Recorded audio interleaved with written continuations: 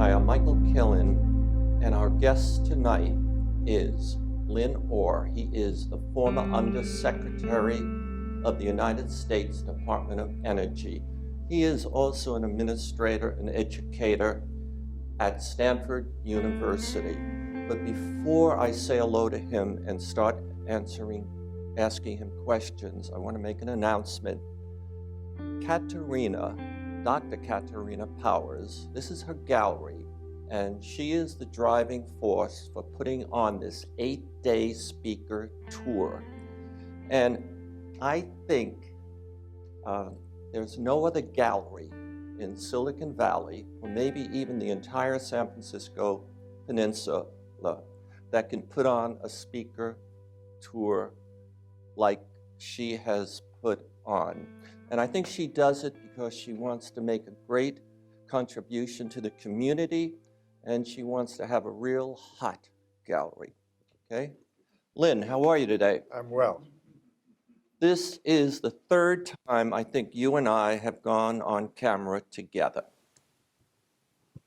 Who's counting? Could be right. Yes, that's right. Would you like to ask some questions? Sure, I'm happy to try to do it. Where's our current energy secretary? It's a guy named Rick Perry. No, I know who he is, but where is he? He's hiding out in Pruitt's soundproof booth. He's actually had kept a low profile, so I don't actually know where he is just at the moment. He couldn't remember what the agency was. Yeah, that was before. I think well, of course, the thing that some people don't like about the Department of Energy, those things are actually done by the Department of Interior or the Environmental Protection Agency. So once he figured out that what DOE actually did, then he was more complimentary. Yeah. Right. Owen. Wasn't that cogen plant that you described state-of-the-art of 20 years ago, and was it retired before its time? And No, it was actually what drove a lot of this it was a good plant. It was a bit over 50% efficient at the time. It was a combined cycle gas, so it had a gas turbine and a steam turbine with heat recovery chillers that did a bunch of things, and it stored as ice, cold at night for air conditioning in the daytime. So it was a pretty good system for its time. The turbines were nearing the end of their productive life, so something was going to have to be done anyway to deal with that. And we took advantage of that, Joe Stagner and the team, to take a really hard look at the whole system and try to do something that was substantially better than what we had before. And that's the result that you see. is generation still part of it? No, well, no, that's not quite true. We have some solar on rooftop on buildings, and some that's going in up in the hills. But we also are putting in some solar that's down out in the Central Valley where there's a good solar resource there. So there is some generation. The nice thing about a system like this that uses electricity is that there's been a lot of options available in the electricity market that weren't there even a few years ago. The prices have come down for renewable power so dramatically that we can now buy part of. That's one of the reasons that financially it's done well, is that we can buy power at very low cost now that's quite clean.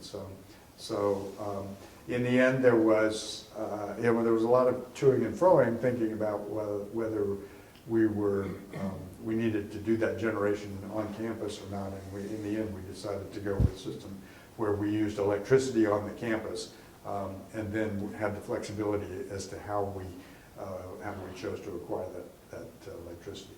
But you don't have the heat source of the waste heat from the turbines anymore. No. But that heat is provided by the heat pumps that take all that heat out of buildings. And we have a backup system there. We have some natural gas boilers that in case you need them, but we really haven't needed them much. I think we have Ken? One of the, in my opinion, understated success stories at Stanford has been the mode shift around transportation from nearby commuters and driving down from something in the 70% range to something in the 30% range. I'm curious if you could talk to the research and operations community that actually made that happen, and whether you see that as a model that could be spread broadly around the international community. It had a variety of aspects to it. There was considerable pressure from in the general use permit negotiations. I can remember assorted university cabinet meetings where representatives of the local communities would come to talk to us about what they cared about. And what they cared about was traffic, and traffic. And so it was clear that we needed, for a variety of reasons, we made commitments that we would act to reduce our vehicle travel to and from the campus.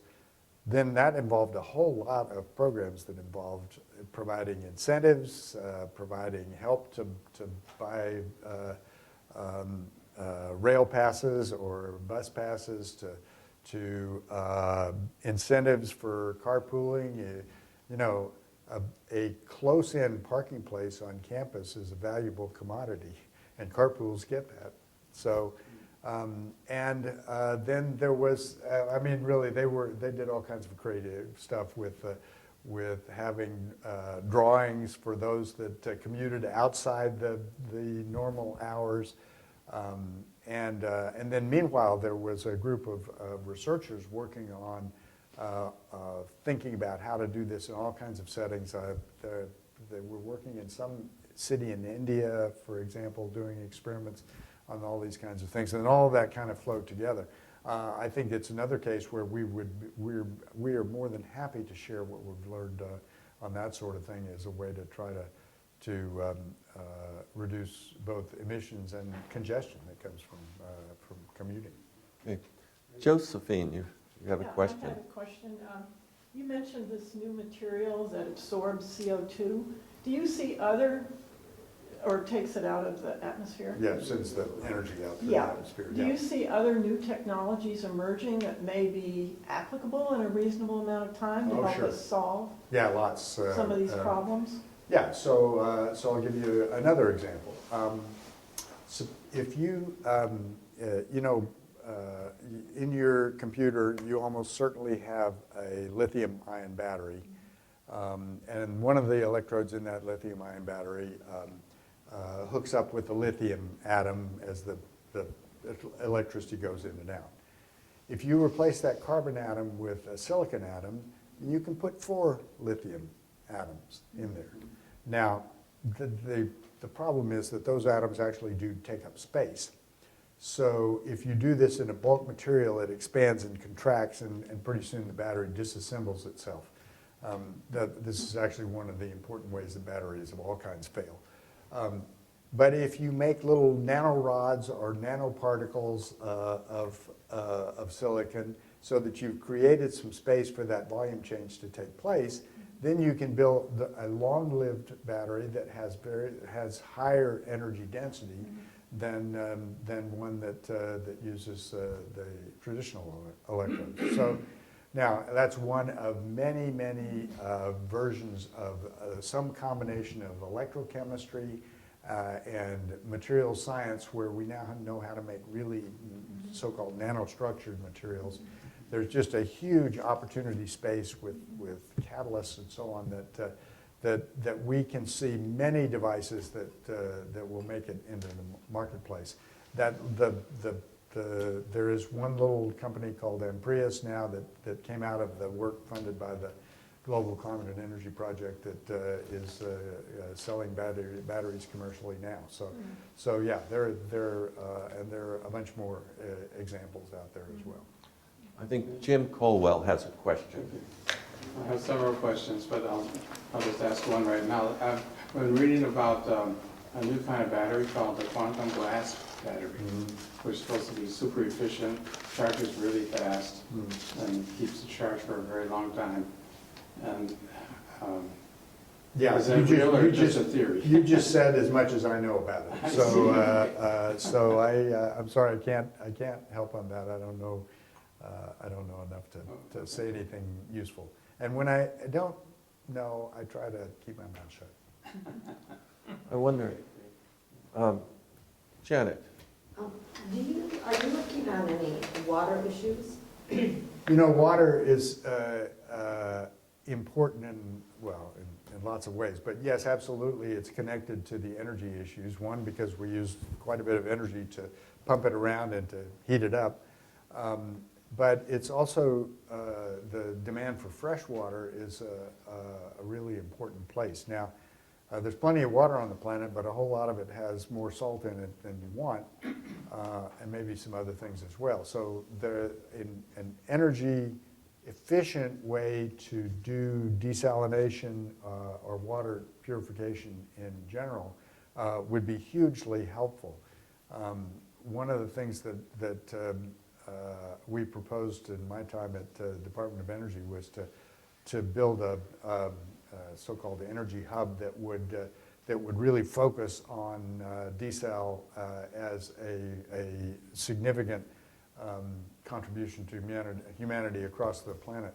Unfortunately, we by the time I was out the door, we had not yet persuaded Congress to fund that one. But I do think it is a really important area, and it's one of the contributions of this system, as I mentioned, that the water reduction use at the same time you were saving money on energy was a double win.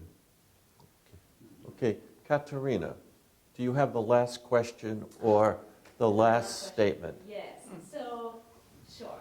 Well, first of all, thank you so much for bringing me these wonderful speakers. And this is the last chance you have to look at the painting. So, when you walk in an art gallery, you really get, well, it really grows on you, the art. And this is actually a really, really special piece, Michael, because it's thoughtful. You really thought about this for a long time. And it's amazing that you can put this on canvas. I have to say this again. And it takes a lot of courage, too, a lot of patience. And Michael and I, we're really, really similar because we're totally impatient. So I know what it takes. So you have to really be patient and put it up there. And so thank you for this. And yeah, we had the idea for the speaker series last October, November when I had your first classical painting. I don't remember when you had the idea for it. Well, I see artists every Wednesday, and it was funny. So it was a Wednesday in October, and I had artists here who, proposed their works to me. And Michael was the second artist who was here, and he was standing there, and it's like, I was talking to another artist, and he was so impolite, he was so rude that I almost kicked him out. It's like, and I said, there must be a really, really important artist. What does he want? And then he said to me, oh, I'm a TV host. I was like, okay, so what? I'm only seeing artists here on Wednesday. And then he explained to me the connection, and it was it was 2 days before the climate energy summit in the city, right? Stanford, the state of San Francisco. California. And so I said, he said, I'm going to painting the goal right now. And I said, well, when the summit is next week, I need to see the painting. Can you bring it here? And he's like, I'm not really done yet. Like, well, you have 3 days to get it done. And so we had it here on, I think, Sunday in the gallery. It was a Wednesday when I saw you, so that was amazing that we did that. Yeah. And then from then on, we talked about climate change, so that's actually wonderful to raise awareness. And I think that painting was Safeguard Civilization. Nothing pretentious about the... Right. So the last question, because you asked me for the last question is, where are we going to see that painting again? Hopefully at Stanford somewhere? Well, Joe Stegner says it's going to Stanford. But then when he was here the other day, he had seen an earlier version, and he said at my studio, but the way you hung it, he suddenly saw how big it was. And he says, I don't think my complex of buildings, but then he said, Michael, I can ask department heads if they have a good place for it. But then he focused on the new buildings that Stanford is building in Redwood City. And when I spoke to Lynn Orr about this, I mentioned to him, I really work where one of my paintings goes somewhere, and that's a press event, a media event, and then that brings attention to the ideas that I paint.